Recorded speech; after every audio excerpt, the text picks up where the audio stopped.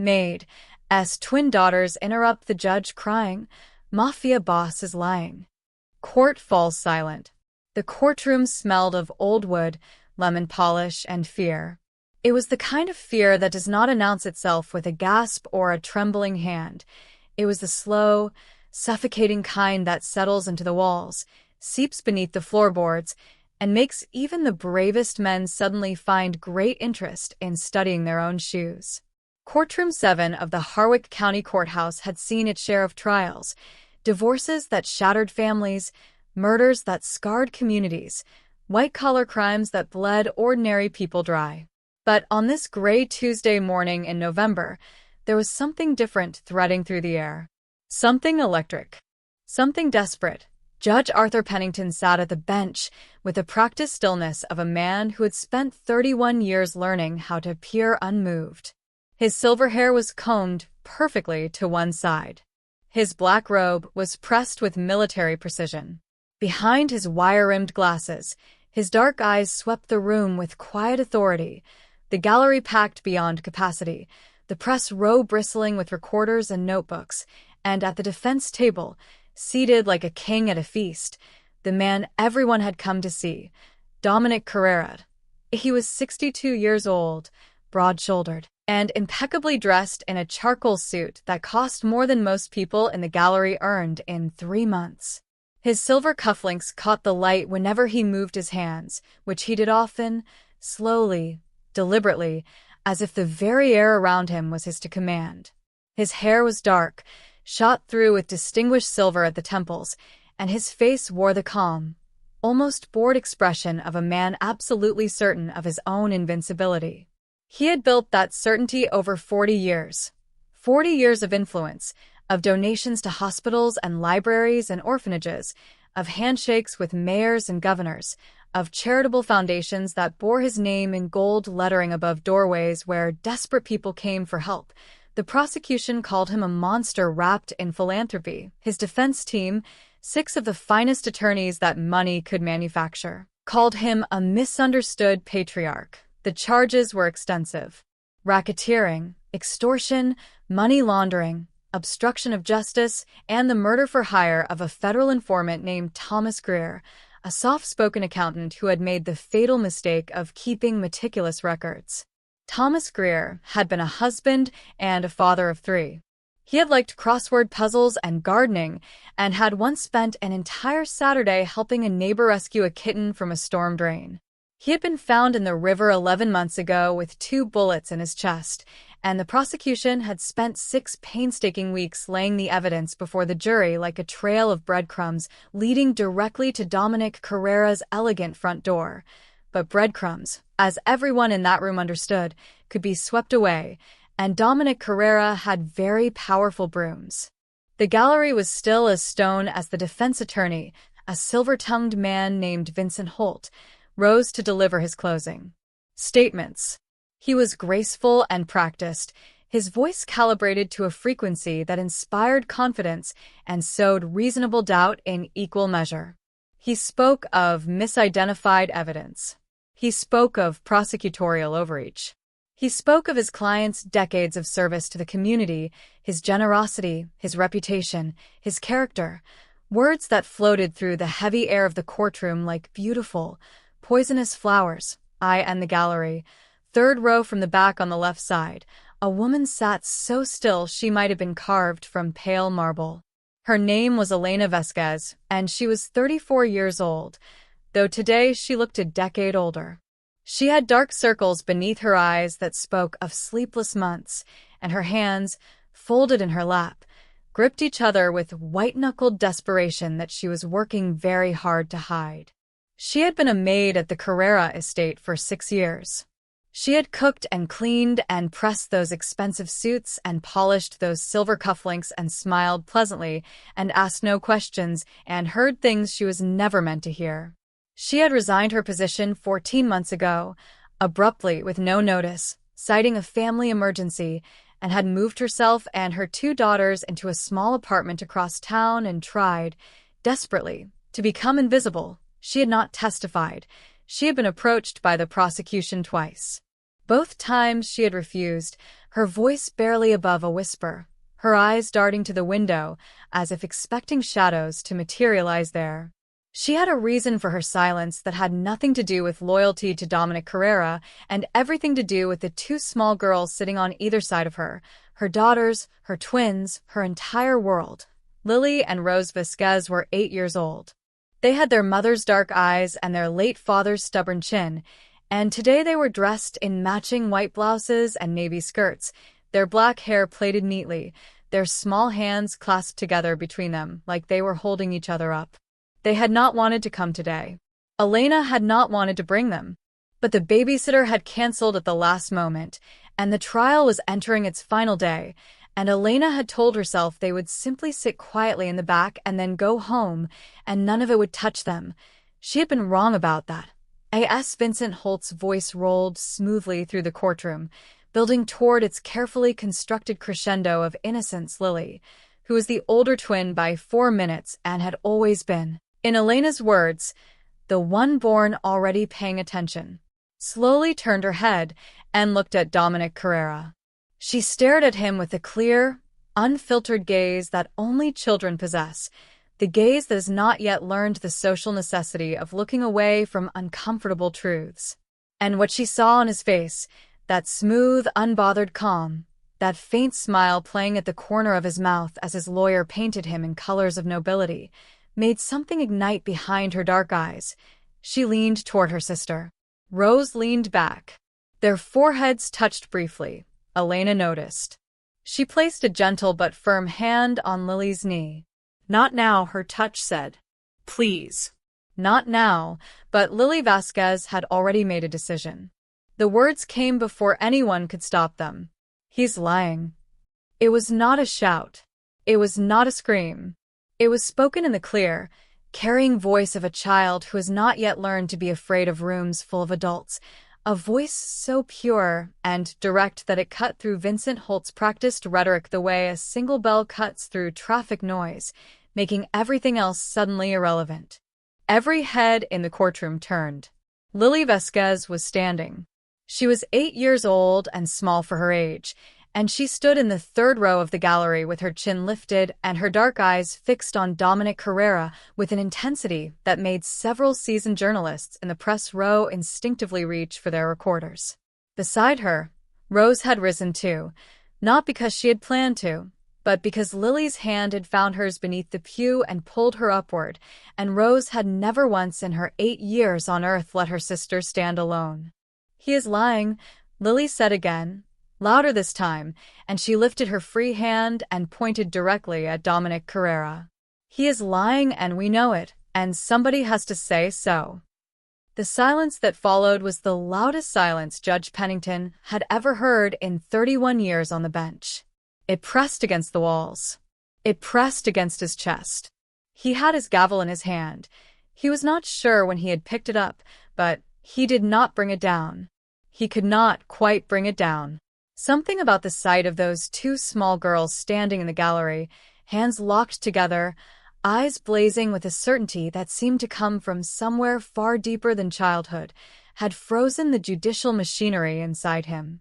Elena was on her feet in an instant, her face drained of all color, her hands reaching for her daughters with the frantic energy of a woman trying to contain a fire with bare hands. "Lily, Rose, sit down, please, please sit down." "Mama, no." Lily's voice broke slightly on the word mama, and that small fracture, that hairline crack in her bravery, was the most heartbreaking sound in the room. "Mama, we can't. We can't just sit here. He's lying about everything and everybody is just listening to him, and they don't know what we know." "Young lady." Judge Pennington's voice was measured but not unkind. He had seen many things in this courtroom. He had seen grown men weep. He had seen guilty people smile and innocent people crumble. But he had never seen this. Two children standing like small soldiers in the gallery, armed with nothing but conviction and whatever it was they knew. "You need to sit down. This is a court of law, and we have evidence." Rose spoke this time, her voice smaller than her sister's but no less certain. She reached into the pocket of her navy skirt with her free hand, the hand not holding Lily's, and drew out a small object that caught the cold November light filtering through the high windows of the courtroom and turned it into something warm. A silver locket on a thin chain, oval-shaped, no bigger than a child's thumb. Our mama gave this to us. She said we should only open it if the truth needed to survive. Rose looked directly at her mother, and her voice wavered like a candle in wind. Mama, the truth needs to survive. You said so yourself. You said it every night when you thought we were asleep. Elena Vasquez sat down slowly, as if her legs had simply stopped working. Her hands came up to cover her mouth. Her eyes filled with tears that she blinked back with furious discipline. The discipline of a woman who had spent 14 months being disciplined because her daughters were watching. The courtroom erupted. The prosecution attorneys were on their feet. The defense attorneys were on their feet louder. Vincent Holt turned to the gallery with an expression of theatrical outrage, spreading his hands as if to say, "You see what we are dealing with?" Dominic Carrera himself, and this was the detail that every reporter in the room would note in their stories, turned in his seat and looked at Elena Vasquez with an expression that lasted only a fraction of a second before his practiced calm reassembled itself. But in that fraction of a second, something moved behind his eyes. Not guilt. Men like Dominic Carrera had long since made their peace with guilt. Something more primal than guilt. Something that looked, just briefly, like the recognition of a specific and particular danger he had believed safely buried. Judge Pennington brought his gavel down. Once. Twice. 3 times. Order. Order in this court. His voice was firm, but even as he spoke the words, his eyes remained on the 2 girls in the gallery, and something was happening inside him that 31 years of judicial composure could not entirely suppress. A memory was surfacing, cold and sharp and terrible, a memory of another courtroom, another case, another piece of evidence dismissed too hastily in favor of powerful testimony. A memory of an innocent man sent away for 11 years before the truth finally clawed its way to light. That memory lived in Arthur Pennington's chest like a splinter that had never been fully removed, and right now it was pressing outward with extraordinary force. "I will have order," he said again, more quietly this time, almost to himself. The room slowly, grudgingly settled. Vincent Holt straightened his tie and prepared to make the most of this moment. "Your Honor," he said smoothly, turning to the bench with a sympathetic shake of his head, "this is clearly a deeply emotional situation. These children have been, and I say this with the greatest compassion, manipulated into disrupting these proceedings. My client has been the target of a sustained campaign of—" "Mr. Holt." Judge Pennington's voice was quiet, dangerously quiet. "Sit down." Vincent Holt sat down.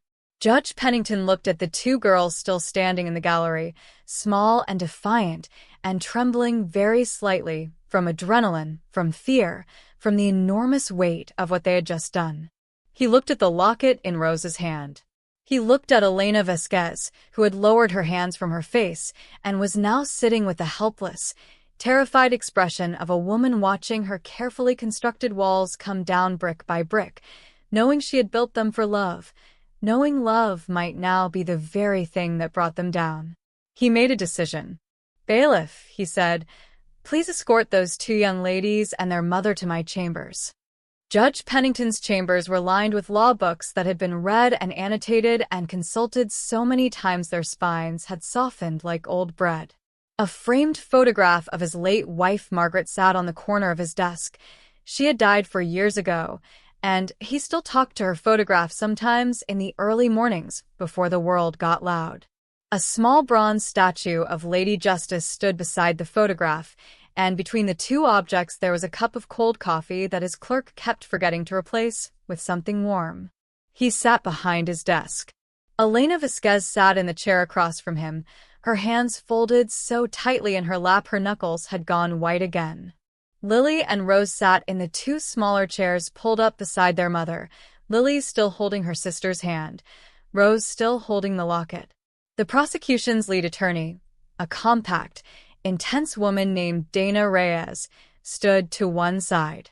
A court reporter sat in the corner, fingers poised. The bailiff closed the door. For a moment, no one spoke. Judge Pennington took off his glasses and cleaned them slowly, which was something he did when he needed to buy time for his thoughts to assemble themselves into an orderly queue. Then he put them back on and looked at Elena Vasquez. "Mrs. Vasquez," he said gently, "I need you to understand that what happens in this room right now is a matter of extraordinary legal delicacy. I also need you to understand." And here he paused, and something shifted in his face. Some carefully maintained professional distance softened into something simply human. "That I am listening. Whatever your daughters believe they need to say, I am listening. Truly." Elena looked at him for a long moment. Her jaw was tight. Her eyes were bright with unshed tears. Then, slowly, like a woman setting down something she has carried alone for so long she has forgotten what it feels like to have empty hands, she exhaled. "I worked for Dominic Carrera for 6 years," she said. Her voice was steady, though it cost her visibly to make it so. "I cleaned his house. I cooked his meals. I washed his clothes. I was very good at being invisible. People like him, they stop seeing people like me after a while. We become part of the furniture. We are there, but we are not there." She paused. "That is a very dangerous thing for them, because furniture hears everything." Judge Pennington said nothing. Dana Reyes said nothing. They understood, instinctively, that this was not a moment for questions. 14 months ago, Elena continued, I was cleaning the study on the 3rd floor, the one Mr. Carrera kept locked, the one none of the other staff were permitted to enter. He had given me a key that week because the regular cleaning woman had a family emergency, and I was the only one he trusted not to look too carefully. A bitter, fleeting smile crossed her face. He underestimated me. Furniture does not have eyes. But I do. She described what she had seen in that study. She spoke carefully, factually, without drama, a ledger book with 2 sets of numbers, handwritten in Carrera's own precise script. Photographs. Names she recognized from the news, from politics, from the judiciary.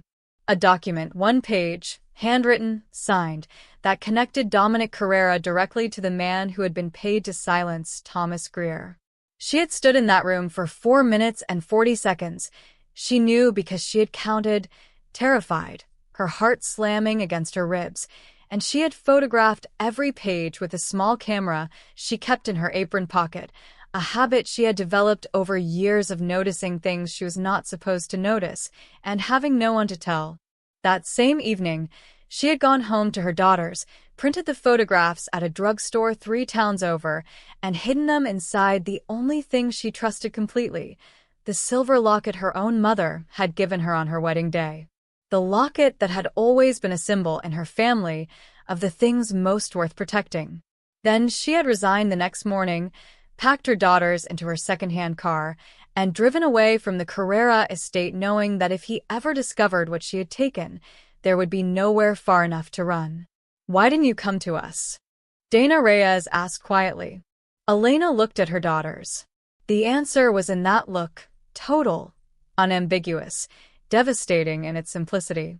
"Because they are 8 years old," she said. "Because they are all I have. Because I have seen what happens to people who stand up against him."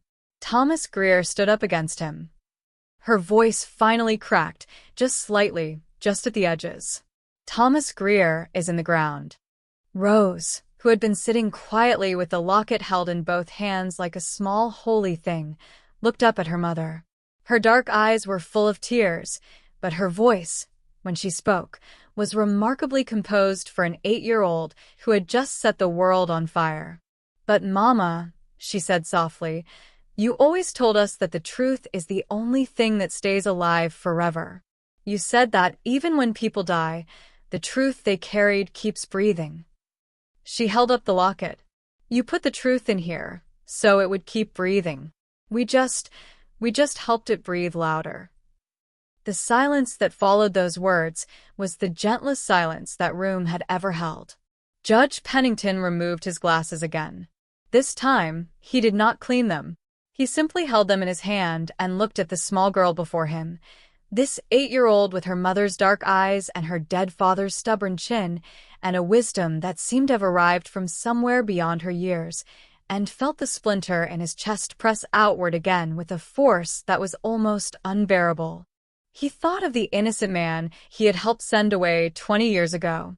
He thought of the evidence he had dismissed as too emotional, too convenient, too small to outweigh the polished testimony of powerful men. He thought of the 11 years that man had lost and the life that had been waiting for him outside prison walls.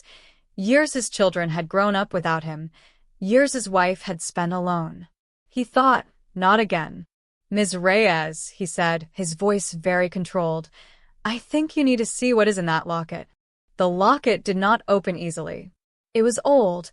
Elena's mother had owned it for 30 years before passing it down, and the tiny clasp had stiffened with time and with the weight of everything it had been asked to hold. Rose tried first, her small fingers working the clasp with focused, patient precision, her tongue pressed to her lower lip in concentration. When it would not yield, Lily leaned in without a word and added her fingers to the effort, and for a moment the two of them worked at it together in that wordless, effortless collaboration that twins have, each one knowing instinctively what the other is doing, each one applying pressure in exactly the right place at exactly the right moment, until with a soft, definitive click, the locket opened. Inside, folded so small it seemed impossible, was a piece of paper so thin it was nearly translucent. Dana Reyes put on her reading glasses and accepted the paper from Rose's outstretched hand with the careful reverence of someone who understands they may be holding something that changes everything. She unfolded it with slow, steady hands. She read it. The color drained from her face.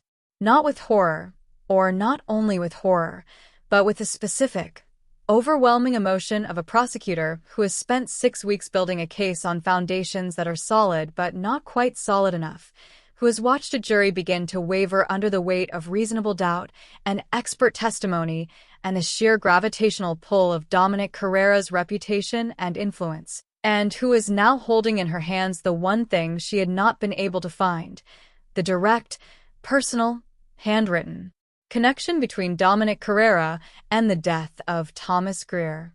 The paper contained 4 photographs, miniaturized but clear, pages from a ledger, a signed document, a photograph of 2 men shaking hands at night with a car's headlights illuminating them from behind, and a single page of handwritten notes in Elena's careful script describing exactly what each image depicted and where and when she had seen the originals.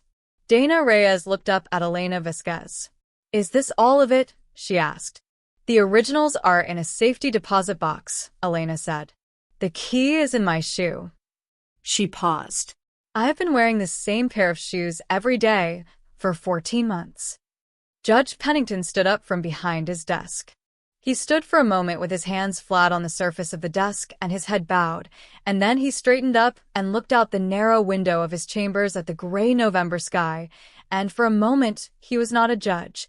He was simply an old man reckoning with the gap between what justice is supposed to be and what it so often becomes when powerful people are involved.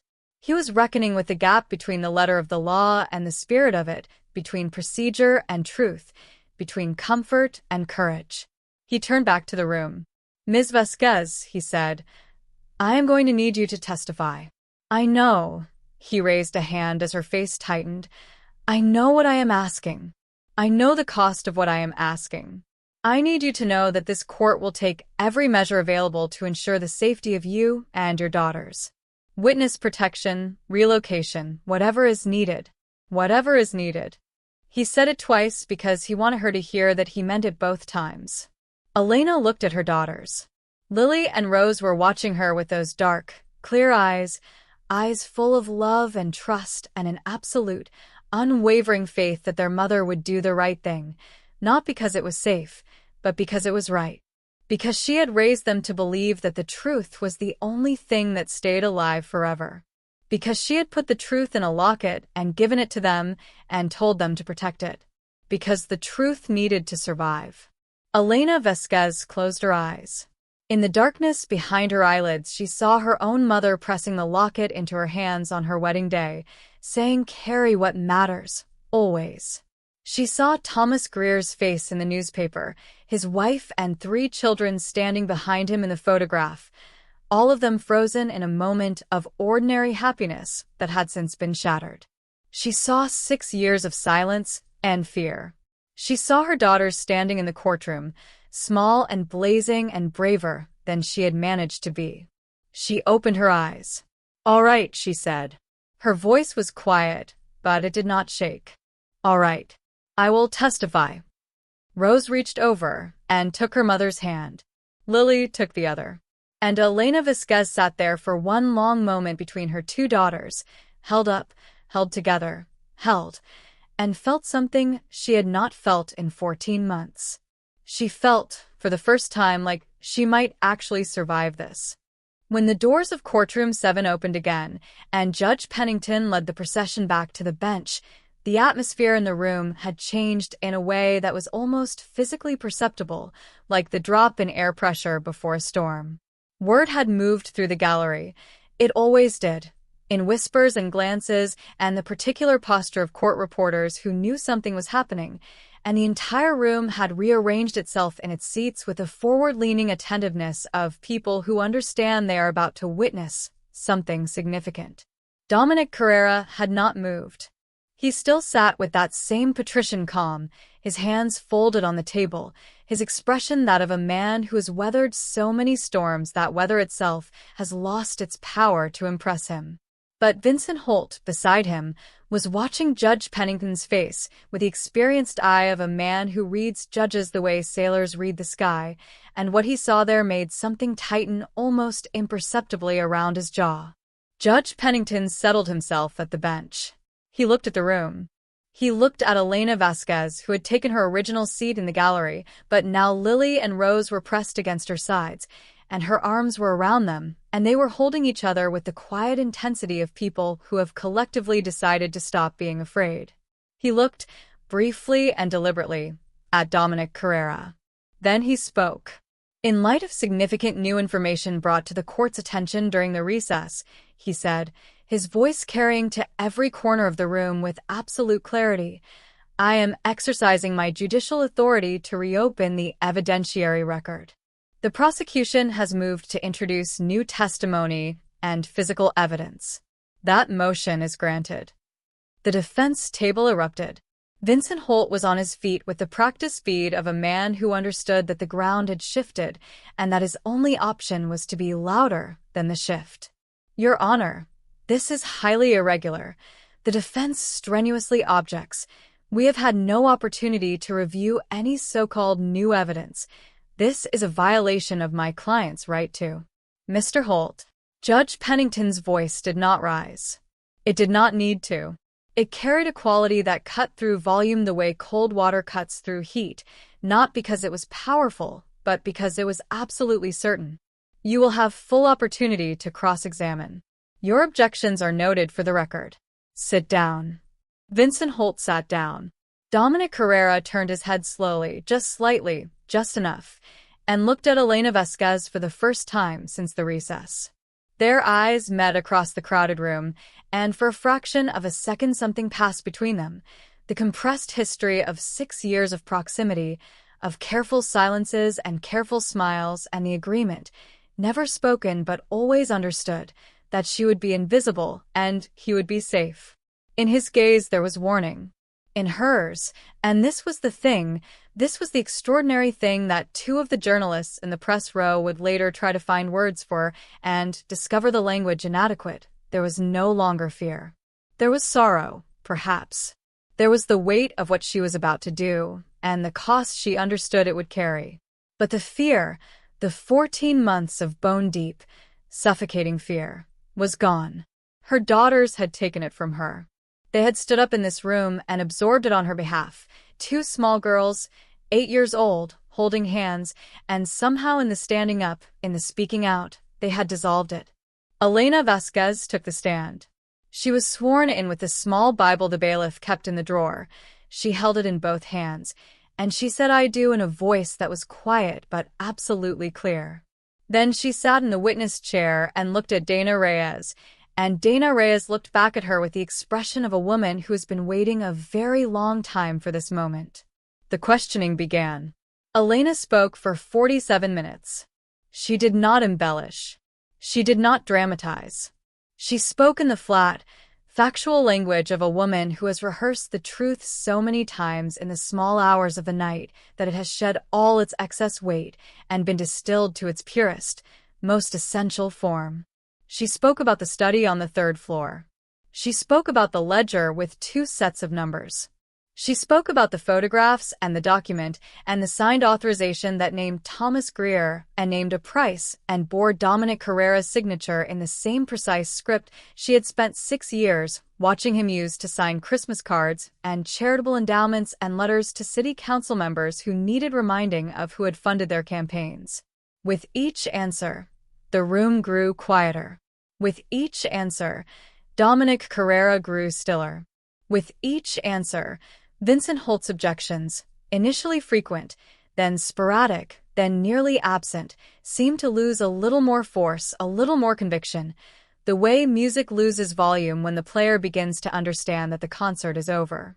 And in the third row of the gallery, Lily and Rose Vasquez sat with their hands clasped between them and watched their mother speak the truth they had carried for her, the truth they had kept safe in a silver locket, the truth that had needed to survive, and that was now, finally, breathing on its own. It was during cross-examination that Dominic Carrera made his mistake.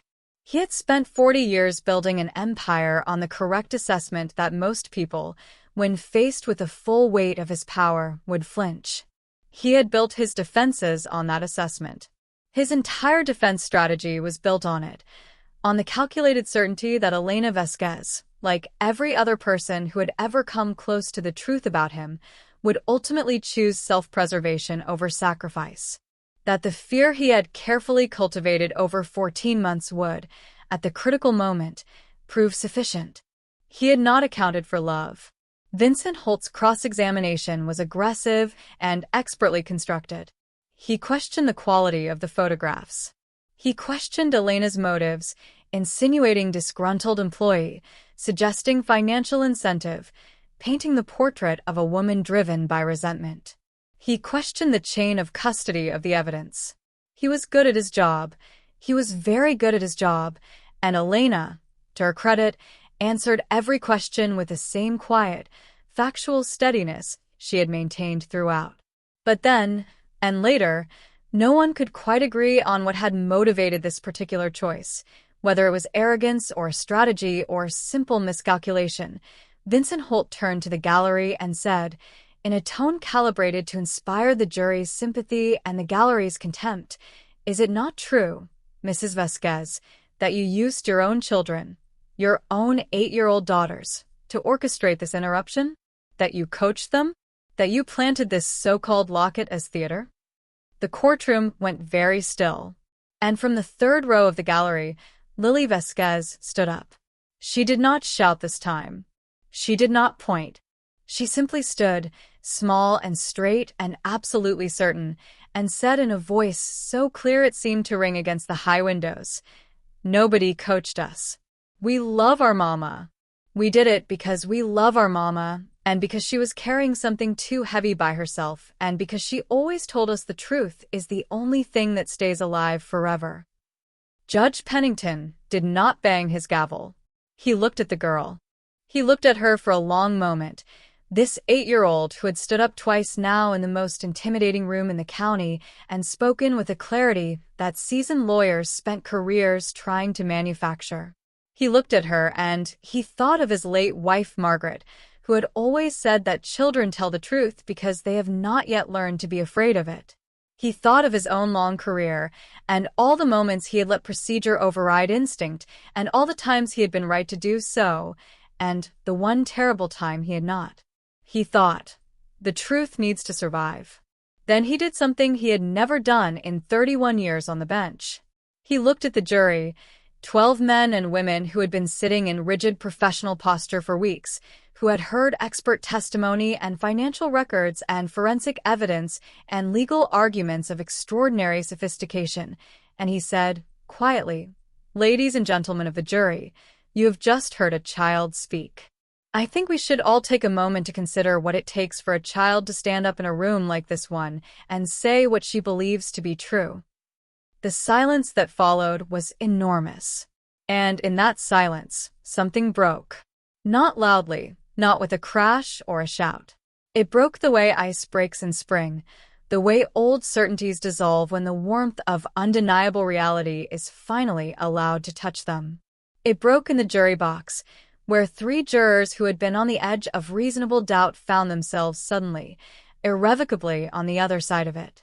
It broke at the defense table, where Vincent Holt set down his notepad and placed his hands flat on the table in the posture of a man who has run out of arguments.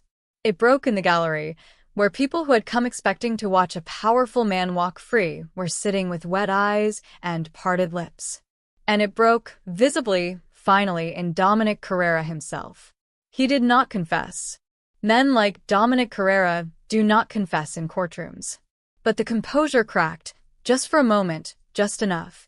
And in that crack, everyone in the room saw what had been hiding behind 40 years of philanthropy and influence and carefully maintained invincibility. Not a monster. Something almost worse than a monster. A man who had known exactly what he was doing, who had chosen power over conscience every single day for decades, and who was only now, in this room, facing the full arithmetic of that choice. He looked at Elena Vasquez. He looked at her daughters. And he looked away.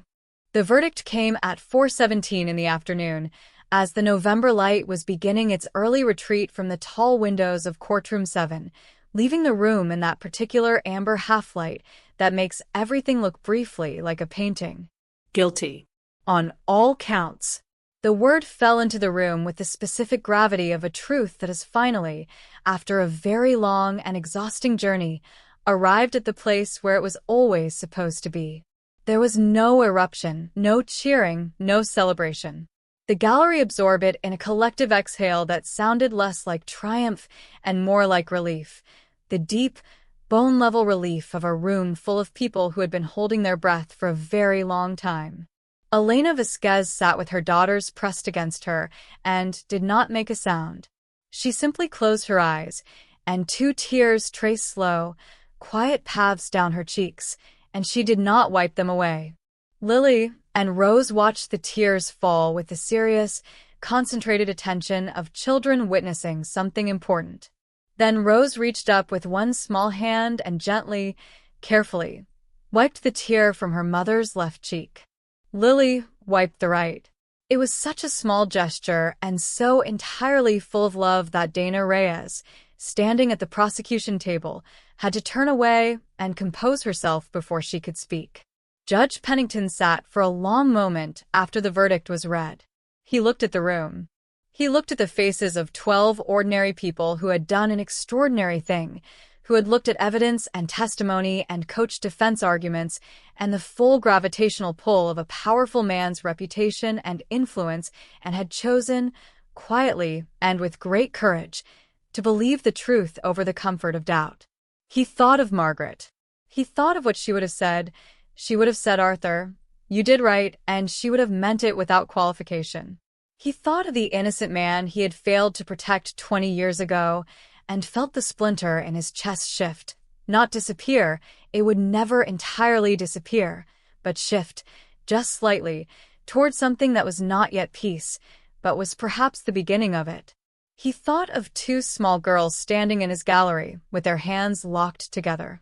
He brought his gavel down one final time.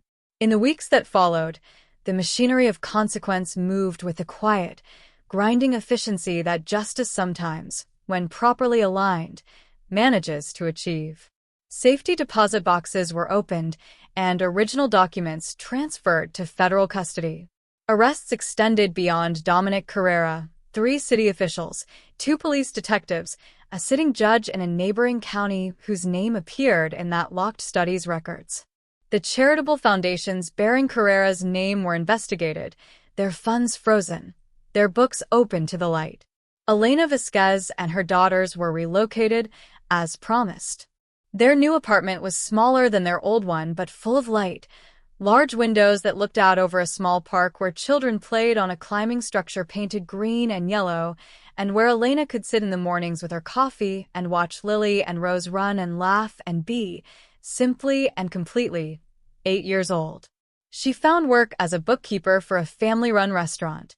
She was very good with numbers. She had always been very good with numbers. It was one of the things that had made her so useful to Dominic Carrera, and one of the things that had made the contents of that study so legible to her when she had finally understood what she was looking at. Thomas Greer's wife, a quiet woman named Susan, wrote Elena a letter. It was handwritten, 3 pages, and it said things that Elena could not read without stopping to press her hand to her heart and wait for the fullness there to become manageable. It said, "Because of you, my children will know their father was not forgotten. Because of you, justice learned to say his name." Elena read it 7 times over the first week, and then folded it carefully and put it somewhere safe.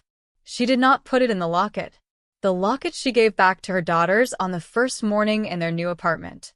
She cleaned it and polished it until it caught the light and turned it warm again, and she pressed it into their shared hands, Lily's and Rose's together, and said, "Your grandmother gave this to me. Now it belongs to both of you. And you already know what it is for." Rose held it carefully. Lily looked at it for a long moment and then looked up at her mother with those dark, clear, seeing eyes. "What if we need to put something in it again someday?" Lily asked. Elena looked at her daughter. This small person who had walked into the most intimidating room in the county and stood up for the truth at 8 years old, who had no idea yet how extraordinary that was because to her it had simply been necessary, simply been what love required, and she felt something so large and warm move through her chest that it was almost like pain, and nothing like pain at all. "Then you put something in it," she said. "That is what it is for. Carrying what matters." Lily nodded with the satisfied decisiveness of someone whose question has been properly answered. Then she took her sister's hand, and the 2 of them ran toward the park, the locket swinging between them, catching the morning light and throwing it back again in small, bright, living sparks. Judge Arthur Pennington retired 6 months later. At his retirement ceremony, attended by colleagues and former clerks and the district attorney and various officials and Margaret's sister who drove 3 hours to be there, he was asked to give a speech about his 31 years on the bench, about the cases that had shaped him, about what he believed justice truly was. He spoke for 11 minutes. He spoke about procedure and precedent and the architecture of the law, about the importance of evidence and impartiality and the slow, careful work of building a system that could withstand the pressures of power and politics and human frailty. He spoke about the cases that haunted him and the cases that had given him hope. He spoke about an innocent man and 11 years and the splinter that never quite leaves. And then he paused, and he looked out at the room full of lawyers and officials and colleagues with their wine glasses and their kind, expectant faces, and he said something none of them expected. He said, "The most important thing I ever witnessed in that courtroom was 2 8-year-old girls standing up and refusing to sit back down. Not because they had legal training, not because they had power, because they had love, and because someone had taught them that the truth is the only thing that stays alive forever." He paused. "I believe that is right. I believe that is the most important thing any of us, judges, attorneys, citizens, parents, can know. The truth outlives the lie. It always does. It just sometimes needs a little help breathing." He raised his glass. "To the truth," he said. "And to the people brave enough to carry it." In a small apartment across town, in a light-filled room that Lily and Rose shared, the silver locket hung from a nail beside the window, where the morning sun could find it. On the wall below it, in Rose's careful, round handwriting, was a single sentence written in purple marker on a piece of notebook paper and taped to the wall with great intention. "The truth is the only thing that stays alive forever." And below it, in Lily's more jagged, hurried script, a single addition. "We know because we helped it breathe." Outside, The park was full of children in the November light, running and laughing and calling each other's names with the effortless, uncalculated joy of people who do not yet know the weight of the world and are therefore perfectly, beautifully equipped to lift it. Inside, Elena Vasquez stood at her window with her coffee and watched her daughters run, and for the first time in 14 months, she did not look at the shadows. She only looked at the light.